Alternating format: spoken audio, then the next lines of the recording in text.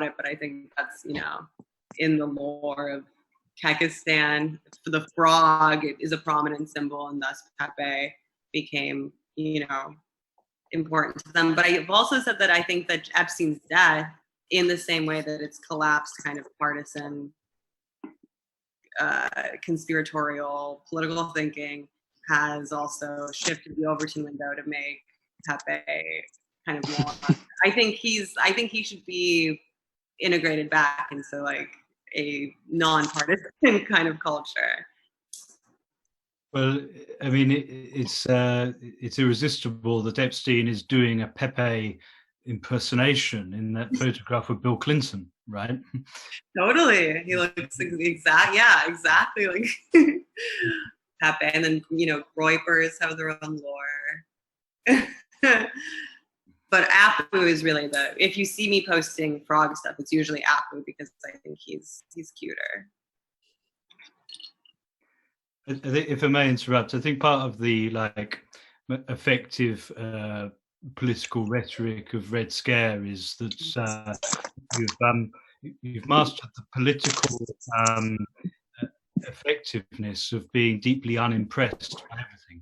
So whereas the Pepe thing came out, and whatever the alt-right said, let's make everybody offended by this innocuous picture of a frog, and everybody beautifully offended by an innocuous picture of a frog.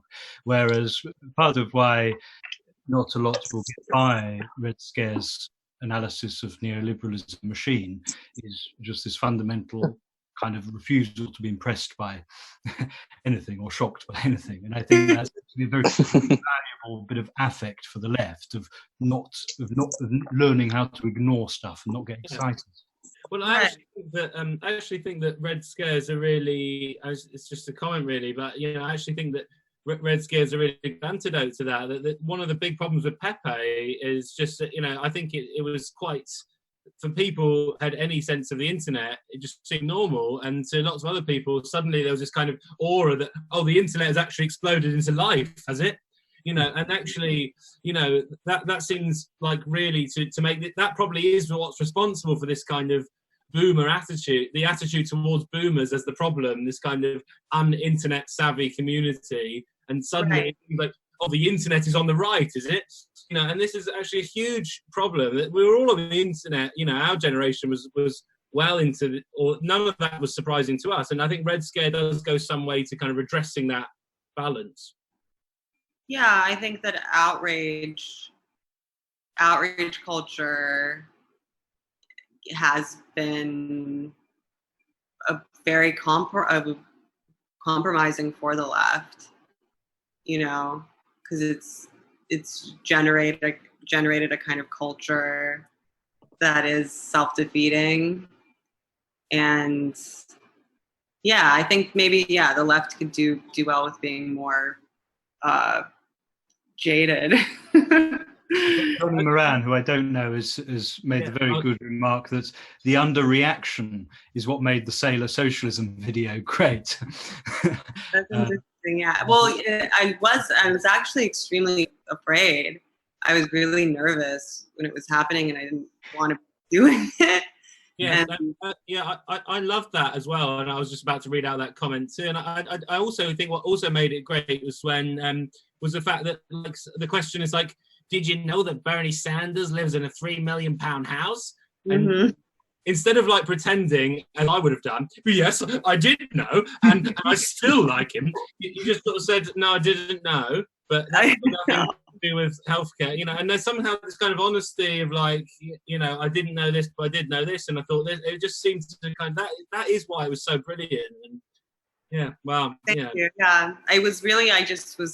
I was experiencing a tremendous amount of tension that I sublimated into a kind of dismissive affect. I think Eamon has a question. You want to ask Eamon? You're unmuted. Yeah, you're talking. You look like you're talking, and you're unmuted, but you're not. Maybe he muted himself.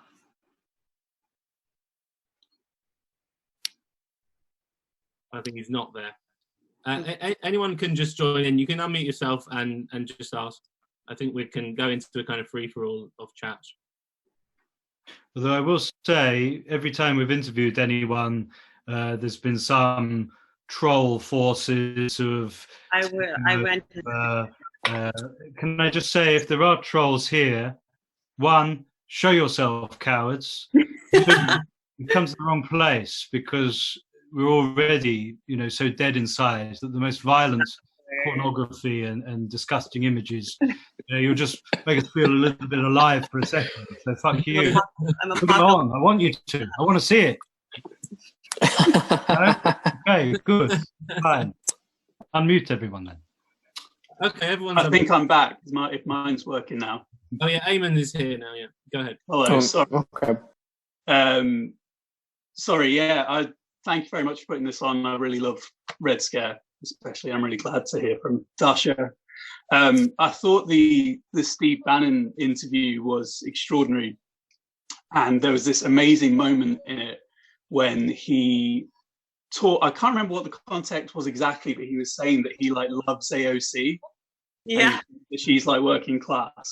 And you and Anna obviously both scoffed, what are you talking about? And it was so interesting. And I just would love to hear your summary of what that meant. And just generally, if you could elaborate a bit on your critique of AOC and all that stuff, that'd be good to hear. Well, I've always been really, to sort of bring it back to the ruling class, part of the reason why I was always so interested in Steve Bannon from the get-go, I've thought about him so much since the second I found out who he was, because he seemed so such a weird freak, and in that Errol Morris doc, it really he seems like he's been almost ostracized from every echelon of power he's tried to ingratiate himself in, because he is such an alienating, weird person. And so I've always wondered about him, and to get to talk to him was exciting. And I feel like the real turn kind of in the Bannon interview was when we brought up Brown Bunny, because it made him horny. I feel like it after that point, you kind of, if you listen to it, he lets his guard down in this way. Yeah. Because you're he knows when we're talking about Brown Bunny, we're talking about the blowjob. And that he's really just ultimately now that he's what talking to him for me really kind of away. And what Errol Morris kind of failed at doing is Errol Morris totally capitulated. It was I was afraid of you. That's why I voted for Hillary Clinton. Right, it's such a scary thing. And Bannon isn't really scary. He's very banal, actually, and has very normal desires. And his weird thing with, I don't know, his thing with AOC also probably comes out of a out of touch kind of horniness, maybe. And AOC, How did you get word that he was going to come on your show? How did you get in touch with him initially? we emailed him. We just And he was just yeah, I'm down. Yeah, because I think at that point we had reached and we had attained enough kind of prominence for it to seem fairly desperate, Yeah. Yeah. My sort of test for it when I was listening was what is a right-wing person who loves Breitbart and loves Bannon going to think listening to this? And I felt like they saw him with his pants down, really, and that wouldn't have happened if you came in a very contestatory sort of way. I just thought that when you got onto healthcare, the fact that he just kept saying as his answer, well, COVID-19's changed everything, so we'll see, that just seemed like such a kind of crazy concession for him to make. And you got him talking about left populism, right populism, and he just sort of performed the fact that he isn't a fucking populist at all, and that his sort of desperate attempt to separate the global class, the Davos class, from capitalism as such, just looked absolutely pathetic when he was talking about health companies. Totally. yeah, the inconsistencies in his own kind of thinking and his detachment from reality. It was very, I thought it was quite reminiscent of the way Zizek kind of outmaneuvered Jordan Peterson in that debate, like the way you and Anna talked to him. It was, yeah. Yeah. And that's done with a kind of, I think, I was at the Jordan Peterson Zizek debate, and I remember distinctly thinking, like, another win for like a playful Slavic technique. That he had a kind of like joie de vivre and a kind of a kind of disinterestedness, like.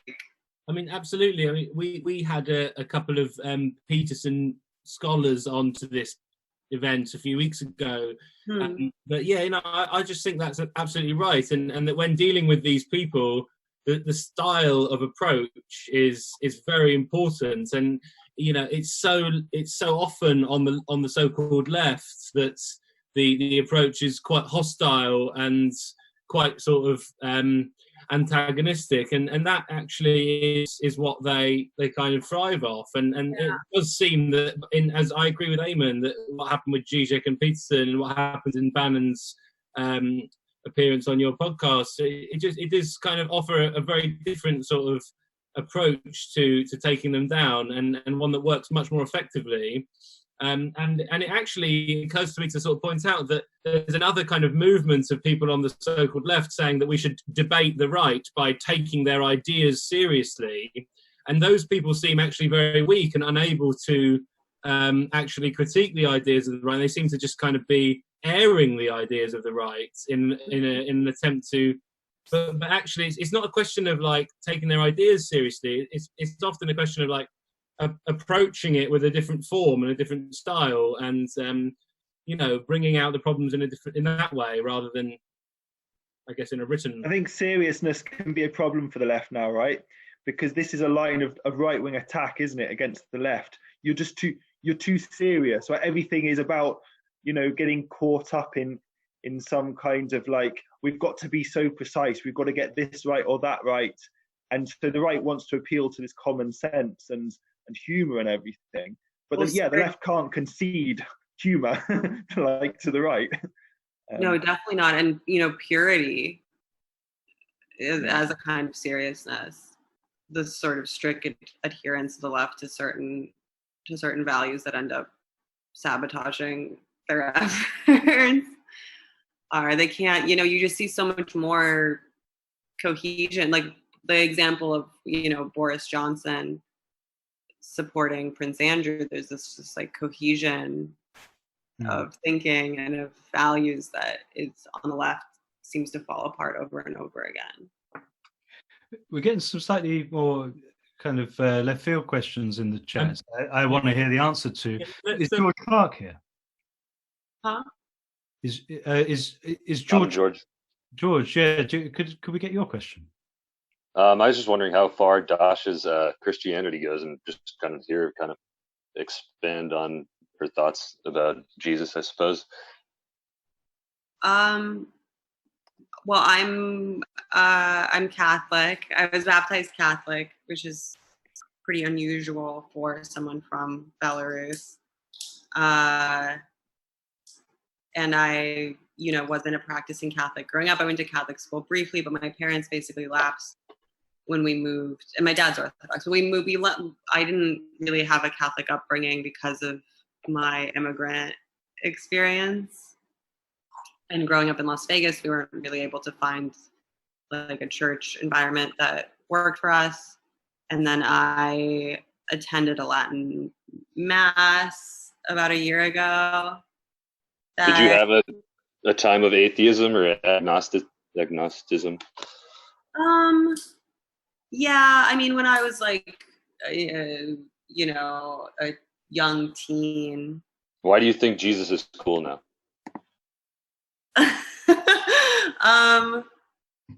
Well, because I mean, my faith is kind of personal, but I think I responded to Catholicism's ideas of sort of grace and mercy. Rosalind, do you want to follow up on the question about Catholicism? So I think it's probably more like what Dasha would want to talk about.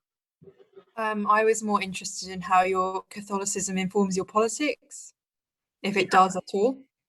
Sure. Well, it's in a way, it sort of dovetailed very neatly with my politics, because Catholicism has, you know, a legacy of a tradition in leftist thinking with Dorothy Day and the Catholic workers and everything, and Jesus sort of almost being the first communist, you know, and the idea that just the very basic Catholic, Christian, and leftist premise that suffering ought to be eliminated as much as we can, and that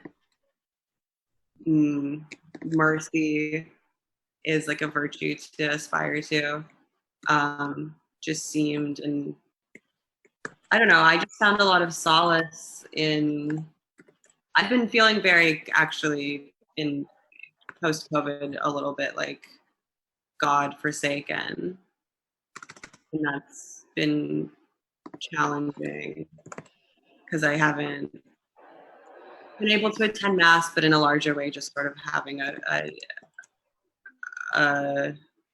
sort of dark night of the soul, not a crisis of faith necessarily, but just feeling like a distance from God that I hadn't felt prior. Yeah, and I don't mean to sound antagonistic. I think Jesus is cool too, and I don't mean to do that.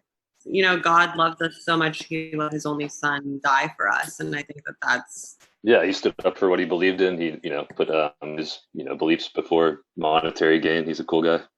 Yeah, I've had a lot of very meaningful spiritual experiences in a Catholic context, and it's improved the quality of my life. James, we'll have to get you on with Terry Eagleton sometime as great left-wing Catholics, or Tony Blair, another professional liar, Tony Blair. Well, of course, Bannon is a weird Catholic as well. Like, what is he, an integralist or? Is he an integralist? He's definitely an anti-Franciscan, or whatever they call them. Yeah, well, he has this whole. I really love the way he is. He's so into like myth and archetypal kind of rhetoric, and he's very Jungian in this bizarre way, actually. Like Peterson. Peterson, yeah. But it also does make me laugh a little bit how Bannon is obviously keen on world conspiracies and globalists and whatnot, and at the same time is involved in some transnational Catholic networks and also some transnational right-wing networks. What's it called? The Center for National Policy, Committee for National Policy, whatever it's called. Right. I mean, there's a lot of inconsistencies in Bannon's character, and my big regret is not asking him what China hand meant, because he kept saying it when we were talking to him, and I was like, I'm gonna just try and use context clues to keep up, but I wish I had been like, what do you mean by China hand? I did notice you sort of getting into a bit of a phase of like, what the fuck is this? Can I bring in my friend Kim North? Sure. Yeah, sorry, I wasn't expecting to like question then. Kim, is it Kim from James's wedding in Stag Do? That is, yes. Hello, how are you? The level. This is the kind of basis on which. Yes. Welcome. It's very much our own sort of like power structure of people who know who are involved. So I was going to ask a question like. So it must be quite an odd experience moving towards Catholicism and finding your faith.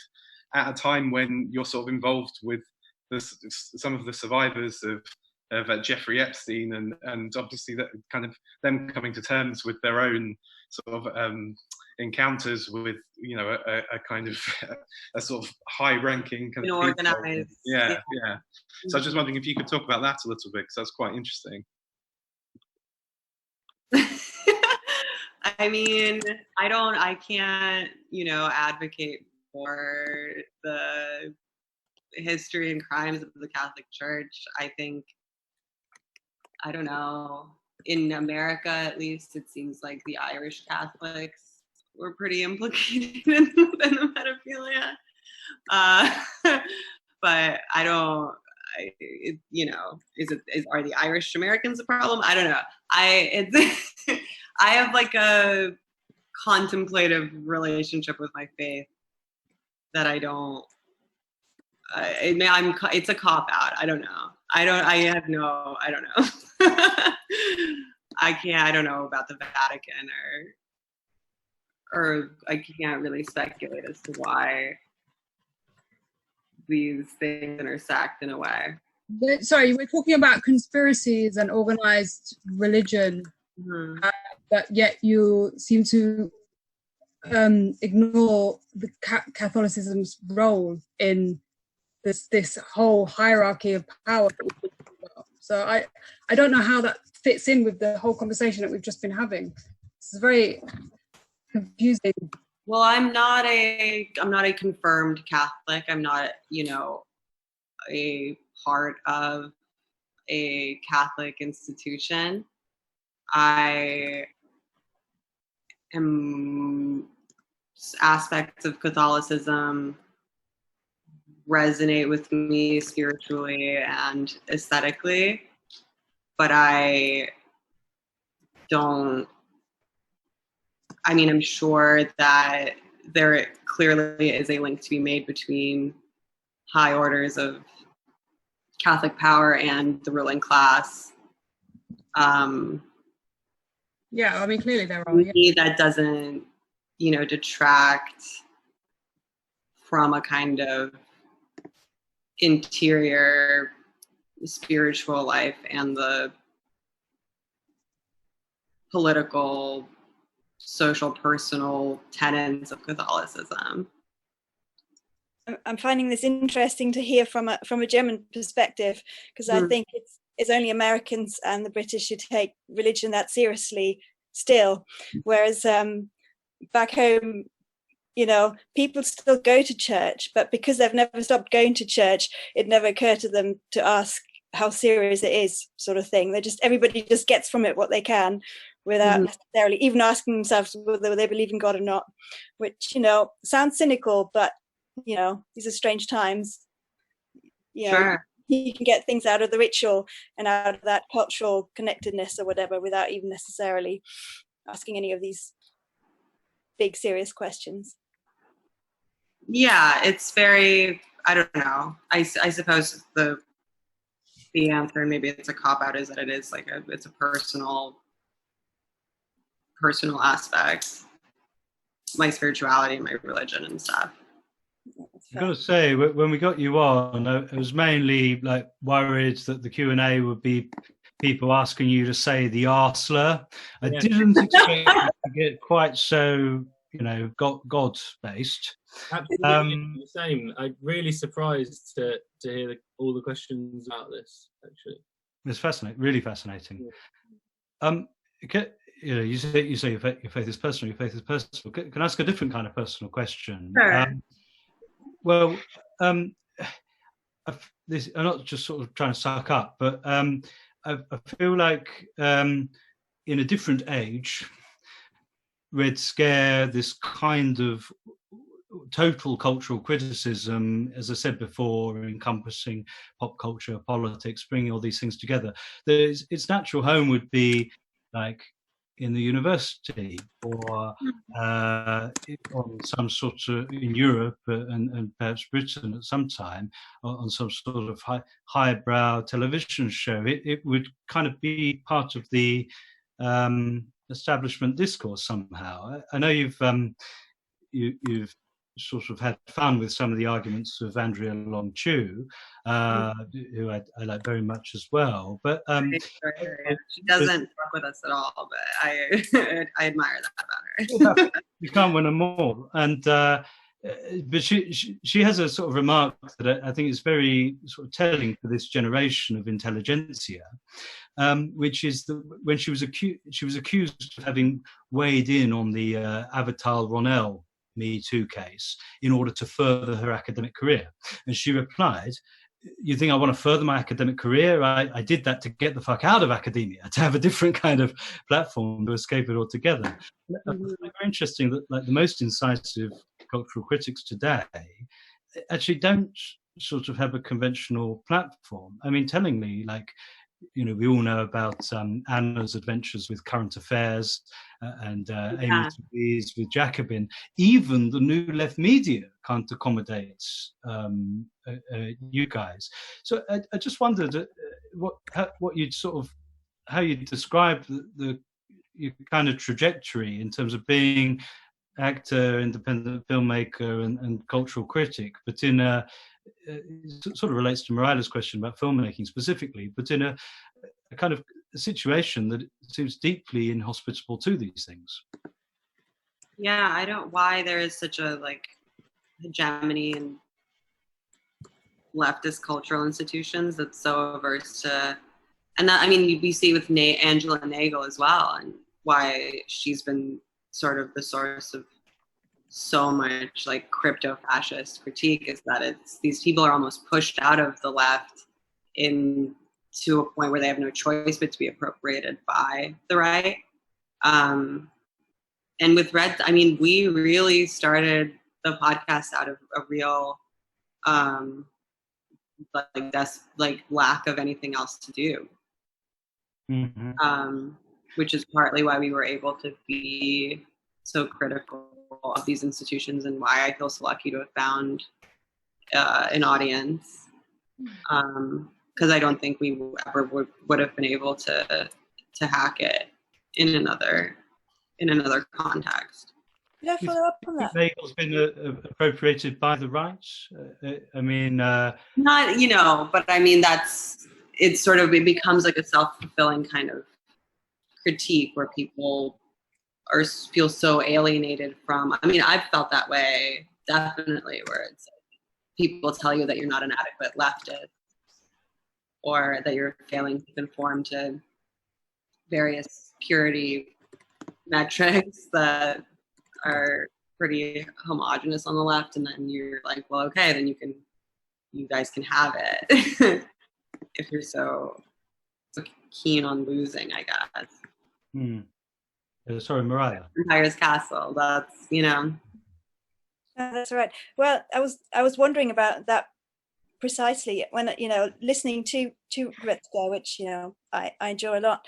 It seems to me that one of the many, but one of, I think, the key attractions of it must actually be the way in which you and Anna perform that quite extraordinary conversational friendship, something that I guess people are getting increasingly bad at one way or another. And that's great, of course, you know, that's a great thing, and that's a very compelling thing to listen to.